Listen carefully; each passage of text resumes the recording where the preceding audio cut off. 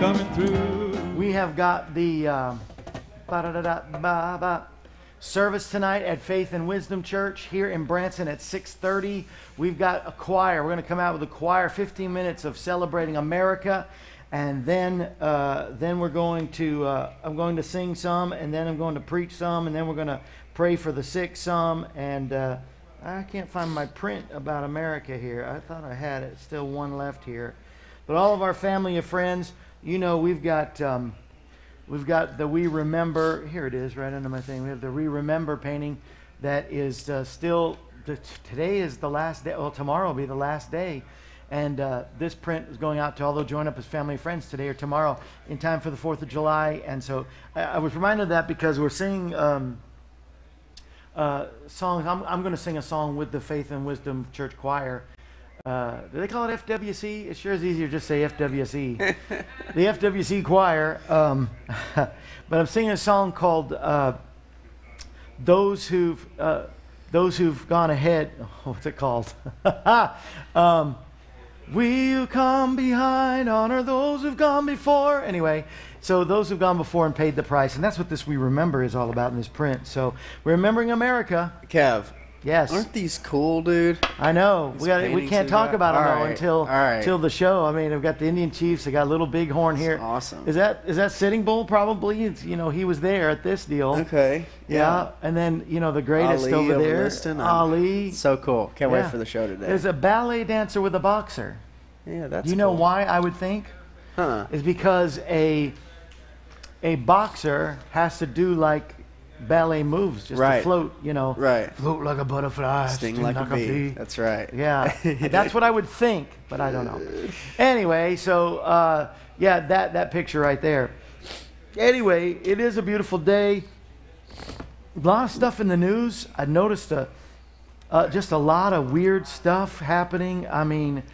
tell me about it. Well, on a public transit bus... A man's carrying 2 guns and shooting up like the Wild West, and the cop comes after him and has to shoot him down, but not before he shoots another security officer, and I don't know that he's killed anybody, but he's killed, and it's all on video. Mm-hmm. The whole thing. I mean, we have this country has run amok. We need Jesus like never before, and I pray that you would do that. We got folks on Facebook here. Do you have a Facebook? We got a lot of people. We got like 15 people on with I know. us today. I see Fred, Tracy, Jeff. We got lots of folks. Oh, that's yesterday. I don't have today's yet. Let's see. Go to the Kevin. It's on the Kevin Shore Show, not on your I know, page. but if I push that, then my thing goes nuts and then cuts out. So I need just somebody pray I get a new phone. You know, I think it's coming up. No, there it goes. Well, I tried. Maybe if it just comes on my regular Facebook, but I don't know. It's that's yesterday, I think. I have no idea. But they're here. So who else do you have? Let's hear. We got Tracy, Mom. Jeff, Fred. We got Fred Stewart. Hi, Connie. We got Martin Martinez, Tracy and Jeff Shorey, James Marvell. Yeah, this is a whole nother day. Yeah, James is there. James is coming on the show soon, I hope. Getting a lot of the thumbs up scrolling across our screen. So That's appreciate awesome. all Glad that. you're here. Yeah, and so what else is in the news? You almost look like you have a headdress, Kevin. On Hey, hi, how are you? Yeah, that can't go there. We're gonna have to switch it around or something. That can't be there. Oh, that's odd. I kind of like it. Hey, Mom says, "May the great Indian Chiefs be with her today because she's going to arrowhead hunting." Is she? Yes. You know, her and Cindy have been doing a lot of that lately. She digs it. She's got a friend who takes her, and yeah. Yeah. Well, it's interesting. It's totally interesting, but okay. So, trying to think of the other news item that I did not write down that I thought was really important that we should. Something to do with overseas because it ties in with what I'm going to say about Korea. Well, anyway, I'll just go right to it. North Korea, of course, called us Nazis the other day, and you know, yeah, we're the problem in the world. And they, as well as South Korea, has some sort of law that, you know, to take care of. I know China does, and Japan does. They do. Korea took on this mandate that if you were going to have a baby girl, if you're pregnant with a girl, that you can abort it. It would be okay and legal to abort girls because they wanted more men. And so In China, it was that you had to, not that it was like an. China was a mandate. Yeah. Japan and Korea kind of have this deal that it's legal if you want to abort. I'm not saying they would, but now it seems like they've shown Japan and even South Korea have a shrinking workforce due to low birth rate, and the low birth rate, of course, because you start killing the baby girls.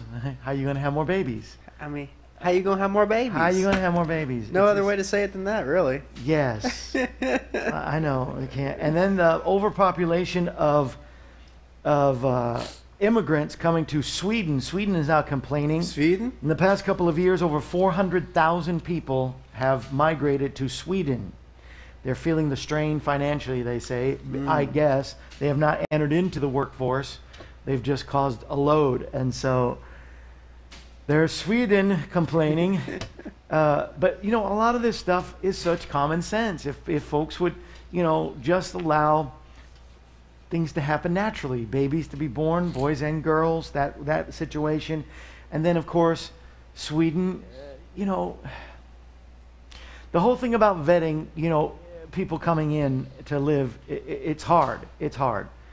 But something has to happen if all of the countries are going to keep their cultural, what they are. They're going to change. I've seen it change in Europe, in so many countries already. Yeah. There has to be, we're a melting pot. You see, we've proclaimed to be a melting pot because we want you to keep your culture, but to integrate into the American culture. Right. You are American first and foremost. Right. And then, of course, you have your culture. It's not happening in those countries. They're going to have to, I think they're going to have to make those mandates and be the melting pot. I think we've set the great example of that, and we should be that. I've heard diplomats and people say that from all countries all the time. So they're going to have to start doing that.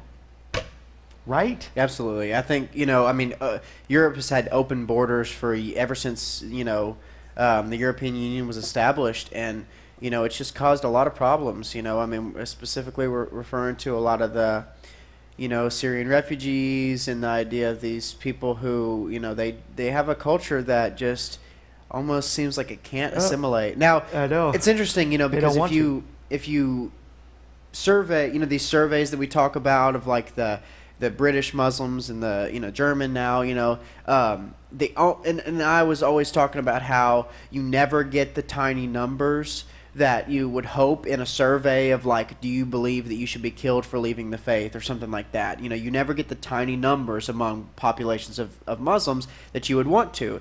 But I was kind of learning this week. I was reading something, and this is actually pretty good, fairly good news, is that the only really Muslim population in the world that you do get tiny percentages of things like that is the American Muslim population. Yeah. And so I think that's really interesting because you do see that. You do see. They understand it's a melting pot. In Michigan, they have a lot, and we don't have, I don't think there's like untoward, terrorist attacks in Michigan or, things like that. You don't hear the bombings, suicide bombings. So, all that. yeah, kind of interesting. It is interesting. And, of course, we were talking about not killing babies. Then there's also the other end of the spectrum. We need to take care of our elderly as well. Senior retirement complexes outpacing oil and tech boom towns. Now the senior retirement complex, because people are living longer. Go to a card store. I'm shocked. I went to get a birthday card. By the way, do you know that was Scott's birthday yesterday? And we I know, man. Only just because Facebook told me. Facebook told me. He didn't say a word. He did not say a word. He spent the whole day with us yesterday. He didn't say one word. No. Well, we're going to get him today, that's for sure. But as you go to the card store, which I was, and there are the happy 100th birthday cards, like a whole section now. Happy 110th birthday. People are living longer, That's awesome. People, yeah. And so these retirement complexes, this new town in Florida called the Villages. I first heard of it. Now I knew about it because I lived around there in that area for a long time when it was just starting, and it was just a small bunch of condos and with the retirement like a clubhouse for the whole town called the Villages. But just a couple of years ago, your grandpa went there and spoke to the whole city, whatever, and he was so excited. They gave me, such, just just for talking, and he can't even talk. He was so shocked. He was honorary mayor for the day. Yeah. And but it's hilarious. This place called The Villages is now, in just a few short years, their population is over 115,000 people. Wow. All retirement. I'm sure there's some that are not, but it was started as a senior retirement area. So they are growing faster than oil towns like, Austin and Midland, Texas, and the boom towns, the tech ones, that are the Silicon Valley kind of places. So now the retirement complex cities, I would like to live there. I bet it'd be a lot peaceful. I think so. I've been to that. I would go so easily. I've been to the Disney Celebration Town. Celebration. Whatever, I think it's just called that. Just Disney Celebration City was our. Yeah, I know, right? Yeah, I've been there. It's just a few communities by a lake. Yeah, I've been there too. Yeah, beautiful. Yeah. You can walk out in the middle of the night. There's really not a lot of crime. And a movie theater plays all the Disney movies and stuff. Yeah, so it's a lot of shuffleboard going on. I mean, what a great idea. I know, right? They have kind of a village, just a village in Springfield, set by the Assemblies of God. A lot of my friends that have been pastors that retire go there. Gerald and Eve Stewart that are pastors here. They live there. Where's that called at? Maranatha Village. Oh, and that's it's cool. Yeah, it's in Springfield, and it's a cool place. I have no problem. I always had this dream. I told you my dream of Shorey Valley. Yeah. And to be the place that all my friends, all of us just go and retire. Of course, that dream came to me like 20 years ago, like a dream. I'm not like, oh, I want to have that. It's just that I dreamed it, that it was there with all family and friends only, and you're only allowed to be there if I knew who you were. and they were mostly older people. But of course, 20 years ago, my friends are a lot different than they are now, so they wouldn't even be allowed, some of them, into the Shorey Valley. Funny. Hey, Cap, my mom says that in a place called Sun City Center Villages in Florida, that my grandma, who's the one who's Dutch, lives there. Yeah? Yeah. At a retirement village? Yeah. Her name's Trudy. Really? Yeah. Is she Sweden? No, she's She Dutch. had to leave because she was kicked. Yeah. No, but you just said. Oh, I know. You gave a Swedish accent. Well, sort of like What would hers. Dutch would be kind of like that. Sort of it's like more that, German. yeah. More German, but a little like. Yeah. Oh yeah, she doesn't like the Germans though. No. She said when nobody they won, around Germany really likes them since when she won the world when they won the World Cup. She said, "Oh, I still never forgive Germany." Never forgive. Well, I've got a greedy group of the day. Are you ready for a greedy group? Tell me, bud. Yeah, I'm telling you, this to me seems the greedy group because I've already mentioned it, but it also has to do with money, because that's why they're a greedy group. You decide. I throw it out there. You decide. I'm not saying they are. I have a question mark. See on my paper right there? Question mark. So I'm not whether saying, they are I'm or not. just saying. Yeah. But you just follow the money trail. Exactly. Yes. And there we go. Thank you. Can't do it without the theme song. Greedy group of the day. I'm lumping all of the Asian communities. Okay. China, for sure. Japan and North Korea, who think kids are just an expense, especially having girls, and they abort them. And they will find out that it costs them more in the long run. So they are my greedy group of the day, and not Asians, but the government. The government that, don't confuse. There's no hate, no judging here. But when you're a greedy group and you think killing lives saves you money, that is greed. And so they're out. Okay? I'm skipping quickly. I'm going to go back to the heroes of the day. Because then people are going to think that I hate the Chinese, the Koreans, and the Japanese. No, not at all. Well, especially like in China. But the government is so greedy. They, the whole part of Maoist communism was the idea of eradication of all religion. All religions. So it's sort of coming back to a certain extent now, but still, if you have a base like that for so many people, then, you're not going to have a foundation. You know why China's not going to go back to real communism? Why? Money. That's true. They've tasted of the capitalistic in a lot of pigs. ways, yeah.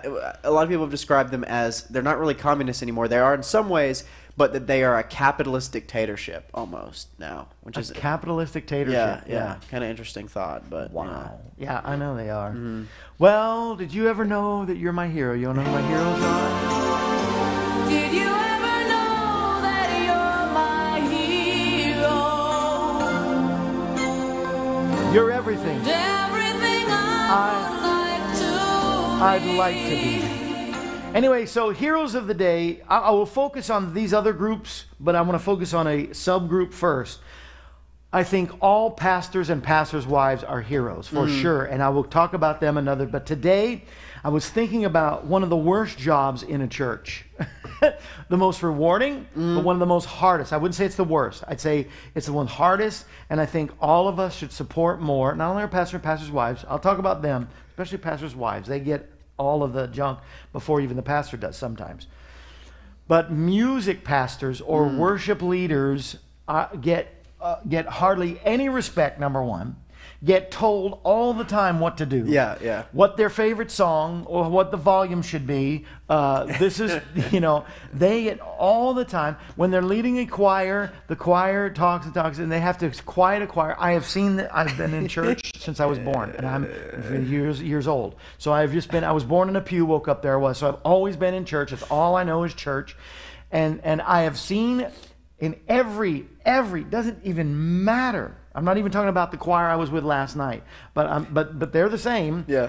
They love their music pastor, but no matter how many times a choir leader says, "Shh, be quiet, we have to listen to," they have to do it at least 10 times in the course of one choir practice. And so that's frustrating because I know I've been there. I've done that too. I've led a choir. And you just want to get the work done so you can go home and practice, and get it done and do your best for the Lord. But they're always told what music to do. They're always told, they're told, I sing, and the person usually doesn't. Right. It's like an American Idol contest. When, I can sing, shebang, shebang, whatever. Pants on the ground. You get the pants on the ground and the shebang people. What was his name? Wu Fat? William Hung. Yeah, William Hung. And Where's about the way she moved? Yeah, you get those people, that are sincere and they want to do something, but they don't have talent. So he's got to be the bad guy and tell them, you're not that good. Maybe find another place in the church. And of course, then they hate him and go to another church. That's the guy that takes the fall a lot of times for the pastor. That's a good point. And then the pastor has to, and sometimes pastors are good at this and sometimes pastors are not. I've seen bad in this area at pastoring when they'll tell the guy, this is what I want. Why don't you do this? And they control like every part of the service. They don't let the worship leader really do what he's called to do. I mean, he is ahead of them, and he needs to know, the pastor needs to know how the service is going to go because he's the leader. But then there's the dictators. Yeah. That's another tater. It's part of the tater family. I heard a great sermon. Yeah. Oh, I wish I could just play a clip. We need to find the clip and play this for tomorrow's AM Kevin if we can. And the pastor's name is Beard, Joanna Beard, and she pastors in Jackson, Mississippi. Okay. And I think other people have done this, but it's the first time I heard it just done so perfectly. She says, don't be a part of the Tater family. The Tater family that goes to these churches. And there's the spectator. and all it does is look, but doesn't get involved. There's the dictator that wants to control everything in the church. There's the agitator that always she's so good. The Tater family. We've got to find that and funny. play it. If we could find it today, I'd throw it up in Tater there. family. Yeah, the Tater family. So, The potator who won't give any of his tithes, That's right. So what do they call that? The potator. He's po, He's the potator. Only the country hillbilly side of you would come up with that. That is hilarious. I love that. She has like 6 or 7 of them that she just preaches so good about the Tater family. But some of the pastors become dictators to all the staff, that kind of thing, and don't really let them shine in their part of their. I know there has to be control, but that's a whole different way to do it.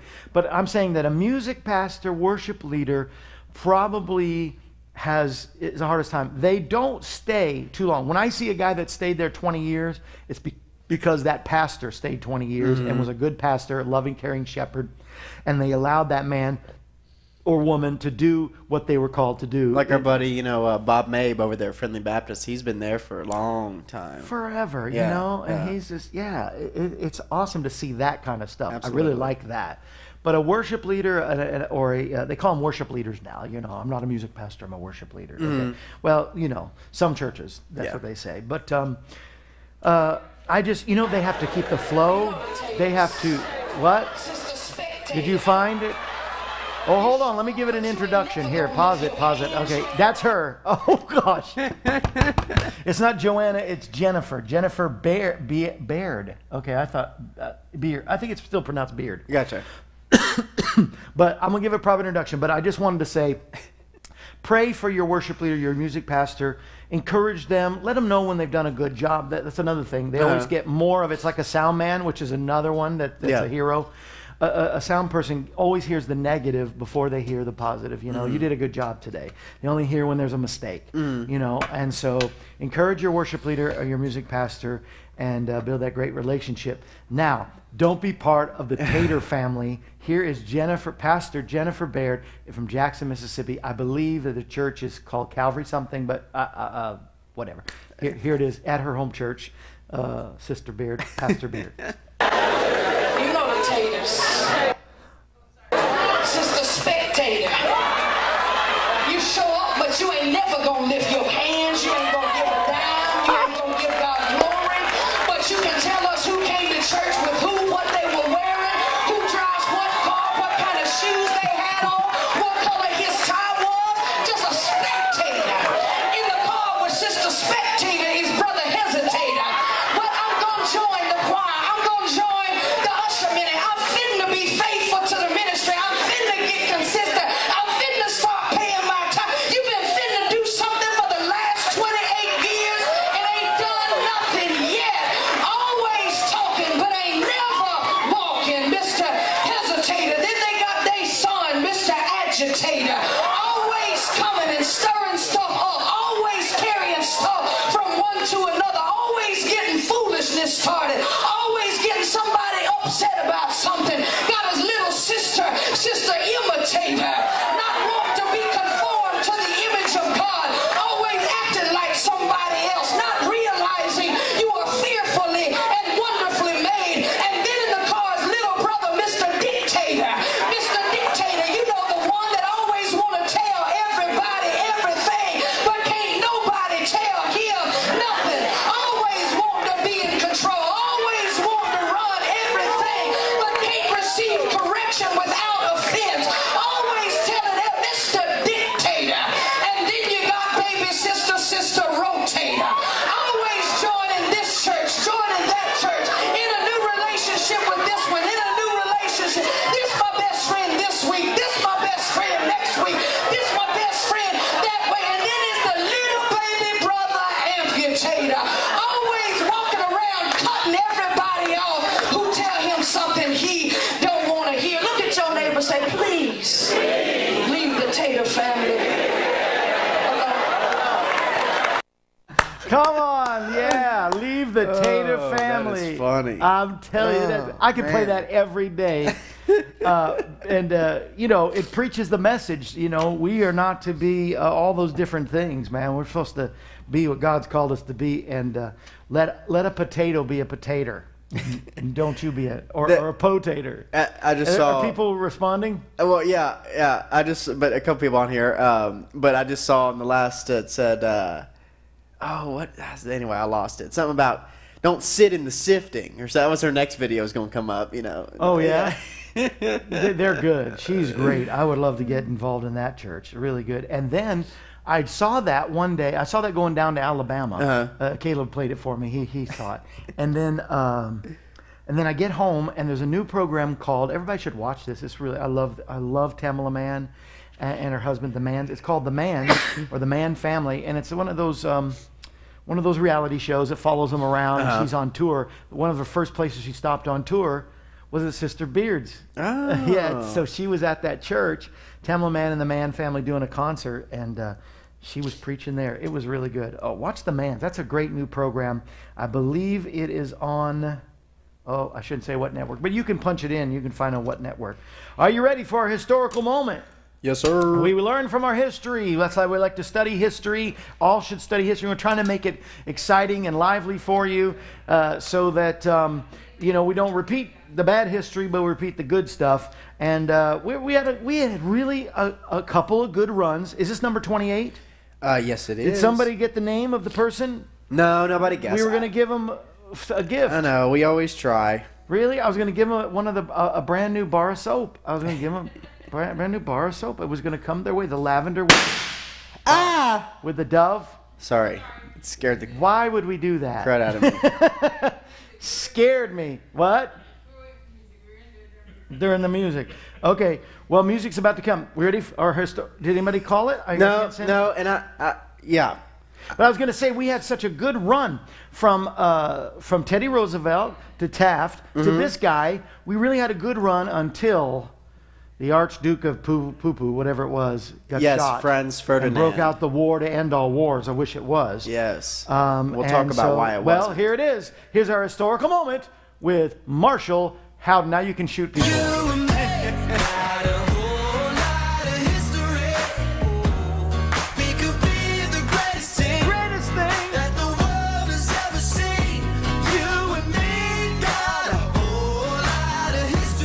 We got a whole lot of history. You know, we should have a historical moment with just us. Our life was enough. Oh, I know, right? I tell you, man. From the Tillis, the Shores, we got some stuff. I tell you. We So can I share. got my notes on my phone today. Didn't get time to transfer it to my paper, but it's going to be the same report. So. All right, same report. Number 28, who followed Taft. Taft did not recover back and get because of the fight, I think, between William Jennings Bryan, Teddy Roosevelt, and Taft. Yeah. The Democrats slipped in. He slipped in. The name was Woodrow Wilson. You have a relative that was named after Woodrow Wilson. Her name was Woodrow. She's on that famous. You want to tell the joke or no? No, you can tell it. If you want to. I'm so not good. I mean, I'm okay of jokes that I know, but this is my favorite Mel Tillis joke. Mel tells of Woodrow and I don't know what the other aunt's name. I can never remember it, but it was a normal name. So I can't. I always remember Woodrow. So Woodrow and we'll call her Beulah. I don't know. Beulah and Woodrow are driving down, driving down the road. And see, I'm already messing this up. And so Woodrow goes through a red light. And Beulah kind of, pinches up and gets all cinched up and nervous, but doesn't want to say anything. And so they go down the street and all of a sudden they go through another red light. And Beulah's like really upset now and says, I'm going to say something if she keeps this up. Sure enough, goes through another red light. Says, Woodrow, you need to pull over. You've just gone through 3 red lights. And she says, oh, am I driving? So, see, I didn't tell it as well as your grandpa does, of course. Nobody can. Yes. Your mom probably could. Maybe. And my wife probably could. Yes. Better than what I just did, for sure. But am I driving? And so they were, in other words, they were really old. Okay, anyway. One was named after this president, Woodrow Wilson, who served almost 3 terms, right? Did he go No, he was just second? 2. Yeah, he was just 2. He would have had a third, but he had a stroke. But we'll go to that. Yes, okay, yes. let's go. Woodrow's from where? So this is interesting because let's give my little introduction real quick. He's 28th president, Yes. 1913 to 1921. Democrat, finally had a Democrat come around, and Thomas R. Marshall was his vice president. This is interesting about Woodrow Wilson because people know him as from New Jersey. That's where he was from. Oh, okay, New Jersey. Yeah, but interesting thing, he was born in Virginia and raised in both Georgia and South Carolina because his father was a leading Presbyterian minister in the Confederacy. Whoa, how interesting is that? Pum, pum. Yes, so really interesting. And so, 1912, Kevin, like you were kind of alluding to, was probably our greatest or most interesting election we've ever had, as far as just the heavyweights. Like I said, Taft was the Republican, Wilson was the Democrat, and it really was possibly just take those two. Bull Moose. And Teddy the Bull Moose. But if you just take those two, it might have been the most modern idea of progressive big government policies versus conservative, business-minded, So it's the first time that's like what they are what we today. have now, really, perhaps. But then you throw this whole nother monkey wrench in there, which was Teddy Roosevelt, who had a little bit of both, Yes. but was running on the progressive ticket. The Bull Moose ticket was this new party, that had been created. And so just a fascinating election. Roosevelt split the Republican ticket, which Republicans are very strong in the country at this point. He was the first Ross Perot. Kind of the first Ross Perot, yes. And so he elevated Wilson and got Wilson elected. Who knows 100%? They even say, Ross Perot, we don't even know if 100% I don't think I split the ticket. Yeah, but, who knows? Hindsight's 20/20. So, yes. And, but very interesting.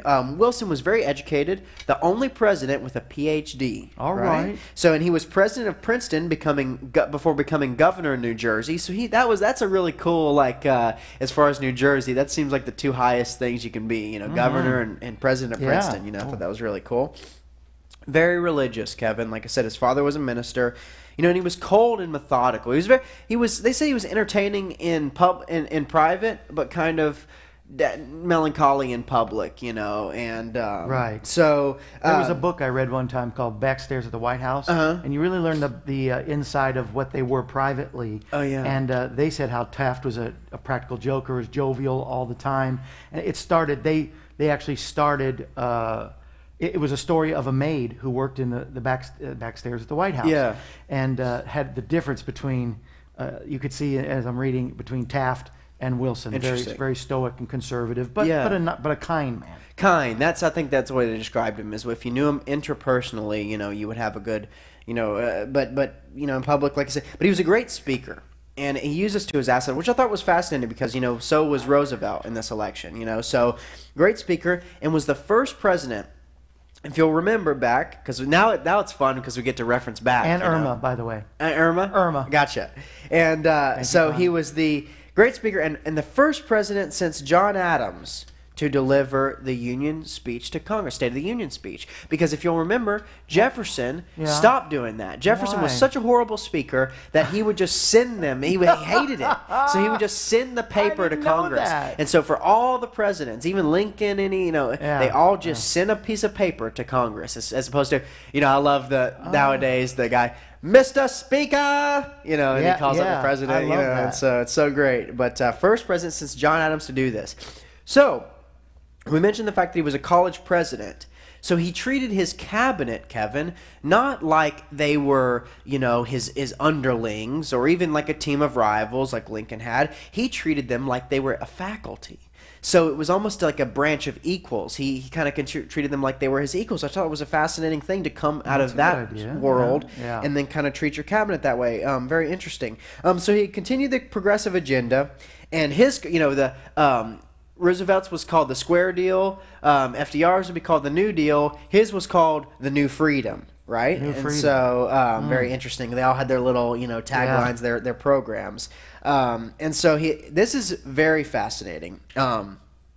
Being the party of Jackson, the party that destroyed the Central Bank of the United States, the second bank in the United States, as it was called, and we had kind of had pet banks and different things running things till this time, but we saw some of the instability that would create because, you know, we know that the Federal Reserve is not perfect, but it creates some stability, especially for our currency. And Woodrow Wilson established the Federal Reserve. That was one of his major policies. He's the guy. He's the guy, right?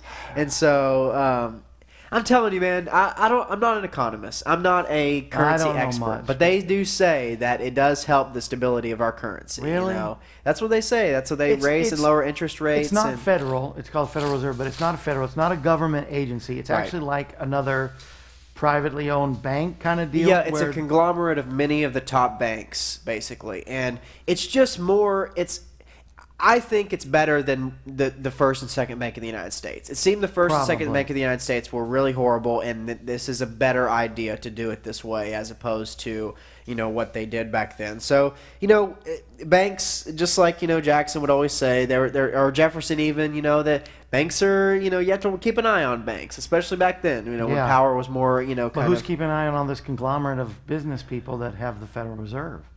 Well, it's tough. I know. They do give a report, though, right? Greenspan. It's not Greenspan anymore. No, now it's Bernanke. It's a lady. Not right? Bernanke. He was the last one. Yeah. It's a lady now. Janet. Reno. Let's just say that. Okay. It's not. Janet Reno. Ellen. Janet something like that. Well, maybe somebody could tell me. Yeah.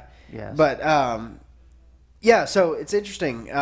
You know, kind of that discussion and how, you know, Ron Paul and all those guys, they want to end the Fed. They don't think it has any, you know, wherewithal or anything like that. But yeah, I wish I knew more about the intricacies of it, you know, because it certainly, you know, can be an ideological thing. But it's an interesting discussion. He decided to start that. He started it, yeah. And, you know, it all has to do with what's happening at this time, which was that, you know, this progressive belief, this democratic belief that was emerging in the power of strong central government, and the thing that the power of change can come from strong central government, at least what they believed.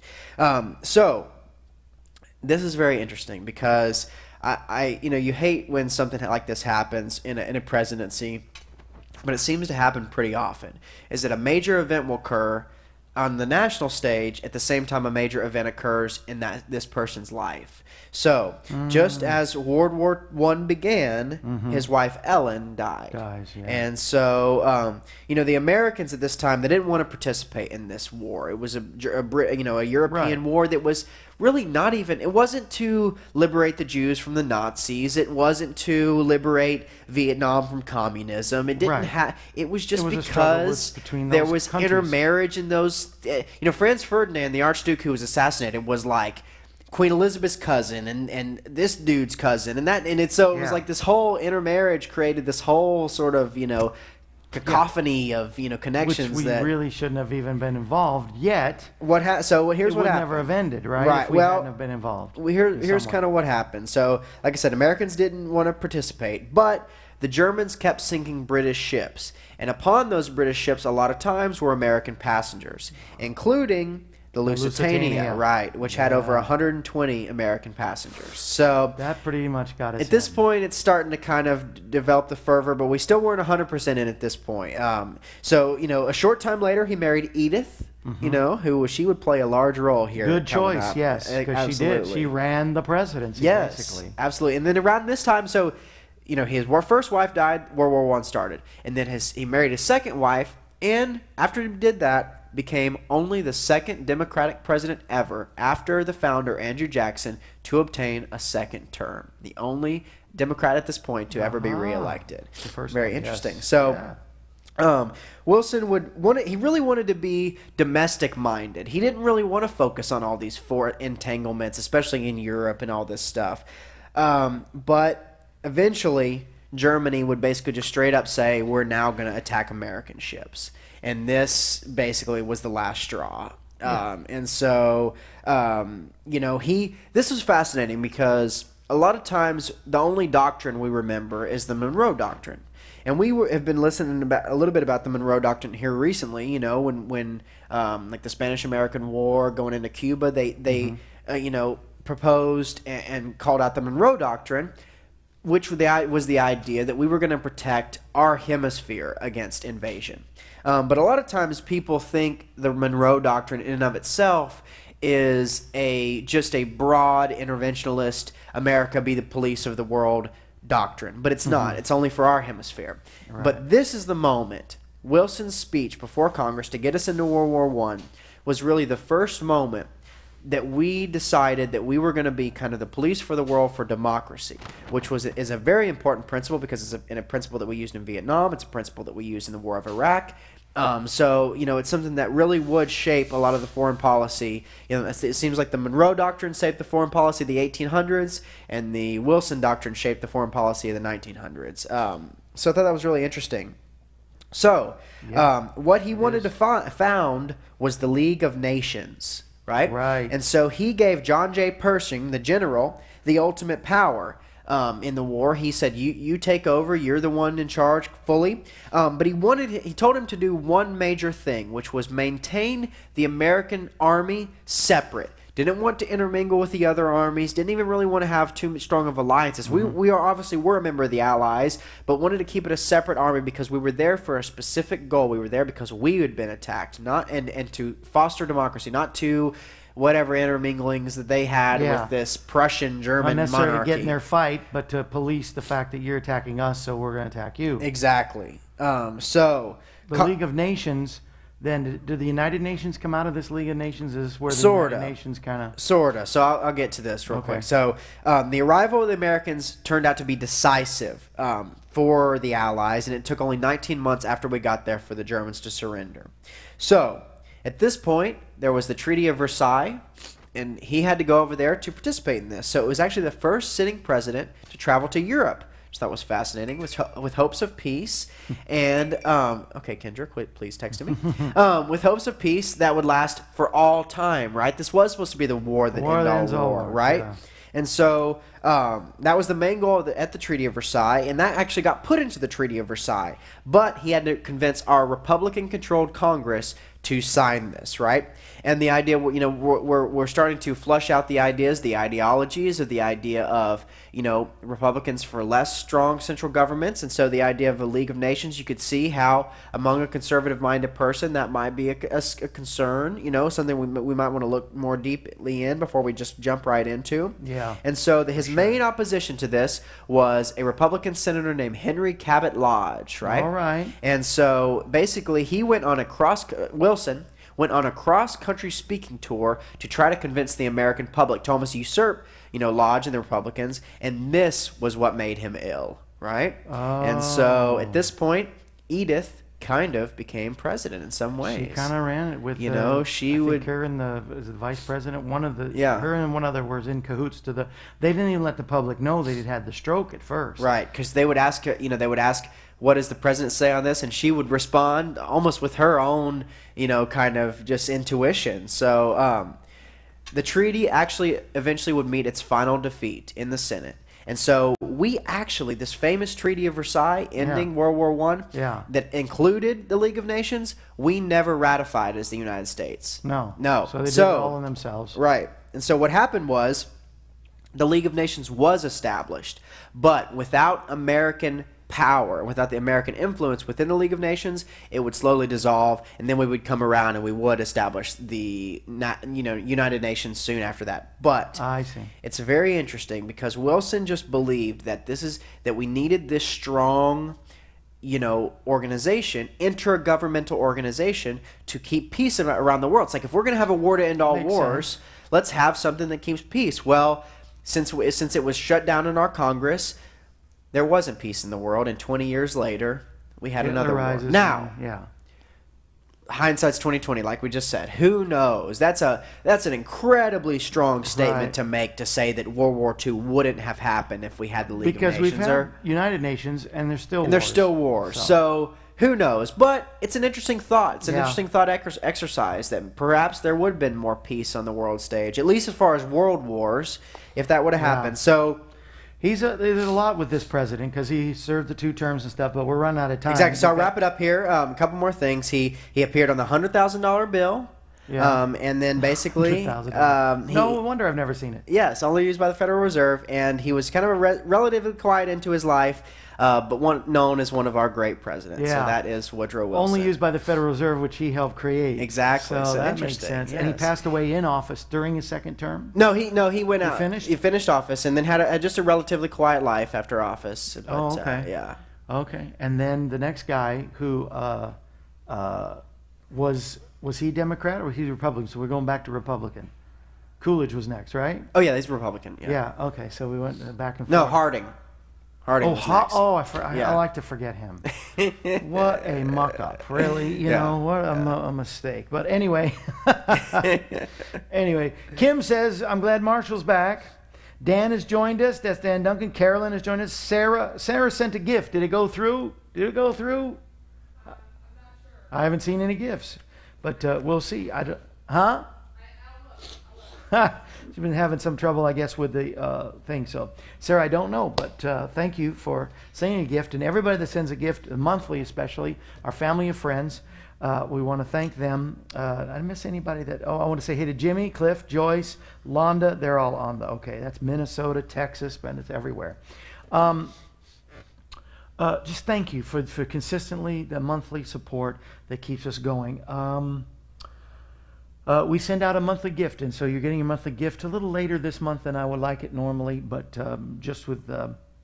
but we do want to send it, and we got a new one for the next month, and which does include this handcrafted bar of soap. I love this lavender smell. I love it on the desk because I smell lavender the whole time. But I want to thank you, and then of course, we have our Kevin Shorey t-shirts. Get the word out. We're reaching the world, or we're a legitimate program. We got coffee mugs, so it's $20, $30 if you add the mug. $20 if you have the t-shirt, 30, or 2 t-shirts, 30, 2 mugs, 30, and we'll send it to you. And so I want to thank you for any which way you support. Go to kevinshorey.com or call me with a with a donation or a prayer request. Please do at 47, Kevin.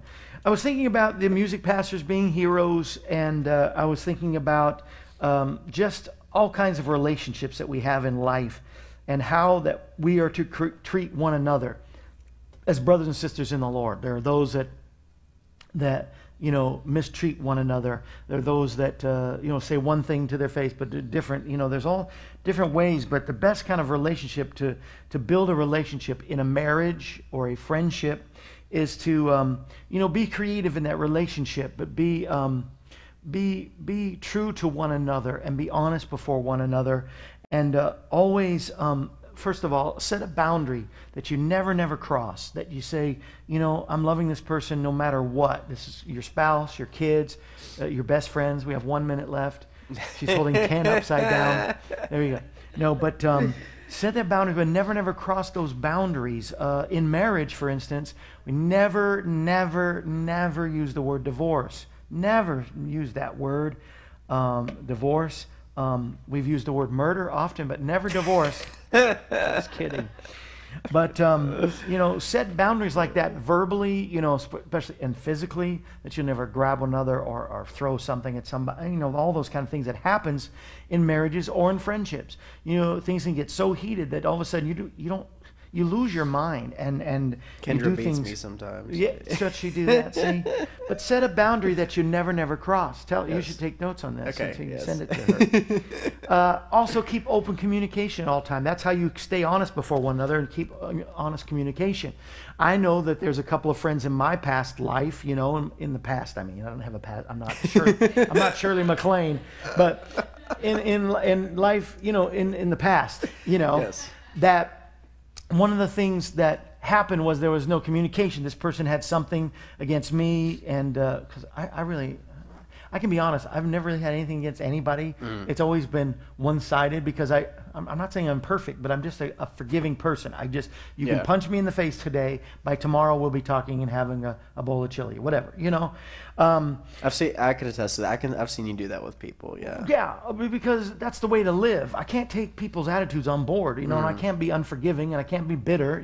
All these things defile the body and the mind according to the scriptures. And so the best way is to always stay in open communication with the people, and it's when they stay non-communicative with you that they start coming up with ideas, or they hear from other people about, you said. No, I didn't. But if you were talking with the person at all times and communicating, that's in a friendship, then those things wouldn't happen. I've also learned that one of the things that they say about marriages is there's two things that really always cause the fights, and it's finances and it's non-communication. But then the finances would be taken care of if people would communicate more about what they're doing. You can have separate checkbooks, but still be communicative and not fight over finances, whatever. It's all about the communication. And part of your communication should always be, and every day on every occasion, to compliment that person. There's 15 words that change every relationship, or especially a marriage. Those 15 words are: I love you, I need you, please forgive me, I am sorry, I was wrong. If you use those 15 words, I learned that from Lowell Lundstrom, whose daughter was on just a minute ago. But use those words and compliment, encourage, bless one another. The Bible says to do that, to always encourage. Part of the word prophecy is to edify or encourage. So you actually prophesy to somebody when you tell them, you look good today. Thanks for being here today. I appreciate you. I do. I appreciate you, Marsha, when you're here. Kim missed you. I missed you even more when you weren't here. And Kim wants to know if we're heading this way to Nashville this weekend. Normally I would, but I have an obligation to be ministering in church this weekend here in Branson. But Kat, that's interesting though, real quick, because anytime me and Kendra get in a little bit of an argument, I always just say I love you, and I just try to squash it like that. But she needs I'm sorry, I was wrong. She needs all those other ones, You have to have those words. Yeah. I'm telling you. Always remember, whether it's your marriage or your friendship, God put you together for a reason. Part of your future destiny is with them, obviously, or God wouldn't have put you together. So don't mess up your destiny. I was watching a marriage program. Well, they did a whole thing on marriage on TBN the other night, and Matt and Lori Crouch were hosting, along with some other great preachers. Joel Osteen and his wife were there. What's her name? His wife is Dodie, but his wife is Victoria. And so anyway, Matt Crouch said, he was jogging one day and he saw just a vision from heaven. It was kind of like a daydream, he called it. And he was running, and maybe he was complaining about his wife. I don't know what it was. But God says, remember, I don't see you, I see you. Oh, yeah. I see you because you have committed to one another. And so he says, your destiny is with the person that you've chosen to marry. Your destiny is with your kids. Your destiny is with the friends that God has placed in your path. And so always remember that destiny. So set a boundary, never cross. Compliment, communicate, keep open communication. Always remember your destiny is with them. And don't just rely on the relationship to be the relationship. I've always said, do something you've never done before and you'll see something you've never seen before. So always, in a marriage when you're creative and dating and just different things, that keeps a love alive. In the friendship, go do stuff with your friends you've never done before. With your kids, don't just plop them in front of a television or put a video game in front of them. Do something you've never done before. You'll see a stronger relationship in those things. So I think that's my tip of the day, and I think it would go well with you because I'm not just telling you how to have a good marriage, have good kids, and have a good friendship. I'm talking about how you have a great relationship with Jesus Christ. Set a boundary. You'll never cross. I will not. When Joseph, his shirt was ripped off of him, and the Potiphar's wife said, he raped me. Well, first of all, she said, would you rape me? Would you have sex with me? And Joseph said, I could do no such sin against my God. He set a boundary that he would never cross. And because of that, he did spend some time in prison, but he went to the palace and he was Pharaoh within years. And so set a boundary you'll never cross. Number 2, keep open communication with God. Always tell God how much you love him. Compliments to one another is the same as praise and worship to God. That's why we worship in church. And so compliment, communicate, keep open communication with God, and you'll have a great relationship with him. Always remember your destiny is with him, your future greatness, the things. He says, I know the plans I have for you in Jeremiah. They're to cause you to prosper and to do great and mighty things and to do good for me. And then when it comes to God, if you really want to see a new relationship with God, you want to feel revival in your heart, you want to just be the best for God, do something you've never done before, and you see something you've never seen before. For some, that'll mean like going to church on Sunday night, go to a revival meeting, go every night, join the choir, help in the nursery. There's one thing that a pastor has to plead with people. I don't want to miss a church service. Well, give up one a month. My wife did that all the time in our church and still does. Give up that time and volunteer for nursery. Do what you've never done before. You'll see what you've never seen before. So all these things about relationships with one another is practice for our relationship with the Lord. Set a boundary that you'll never cross. Compliment him and love and praise him and keep open communication with him. Remember your destiny is with him. And do what you've never done before in your church. Be a part of the blessing, not a part of the I always need. What can I get out of the church? It's what can you give to the church. And so I pray you will do that. God, I sense your spirit here, and I pray that your spirit will be with everybody that is watching. Sarah and Barry have joined us, and Kim, and I just pray blessing upon, and Carolyn. I pray that you'll have a blessing upon everybody within the sound of my voice, and that you will help us to have a better relationship with you first and foremost. And as we do, we'll have a great relationship with one another. But first of all, God, we want to place you first, because you said if we'll seek your kingdom first, all these other things will be added unto us, will be brought to us. A good relationship with our spouse and our kids and our friends.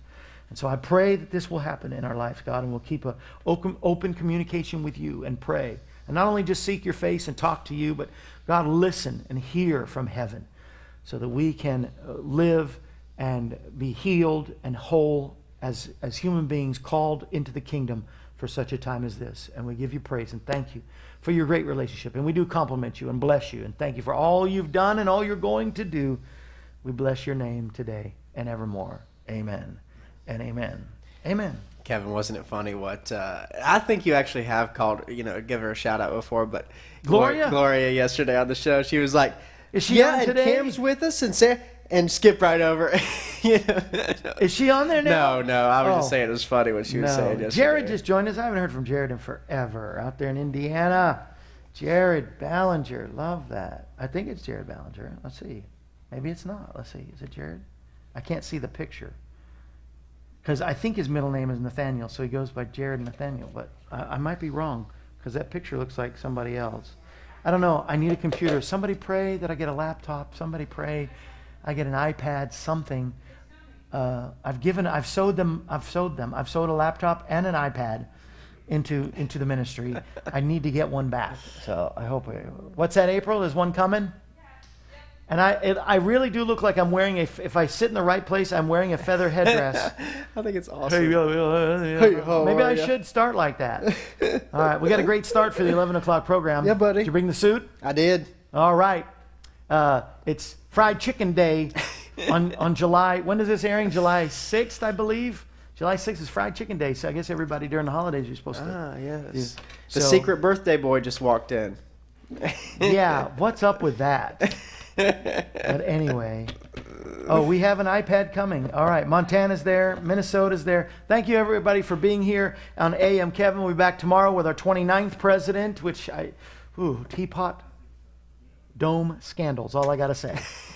and psychics. Yeah. He's But, my favorite rapper, Warren G. Warren G. We'll be back tomorrow with AM Kevin. Join us at 11 o'clock with our special guests, George Dyer and Jessica Colasar.